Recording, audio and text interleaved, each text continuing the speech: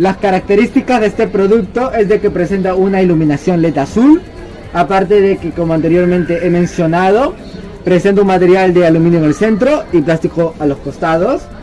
y cuenta con 2 ventiladores, aparte de que cuenta con un accesorio que permite una estabilidad a la laptop. Como también viene con un cable USB, que un extremo se conecta al cooler y el otro a la laptop. Como también presenta 2 puertos USB, como pueden estar observando, y una rueda que va a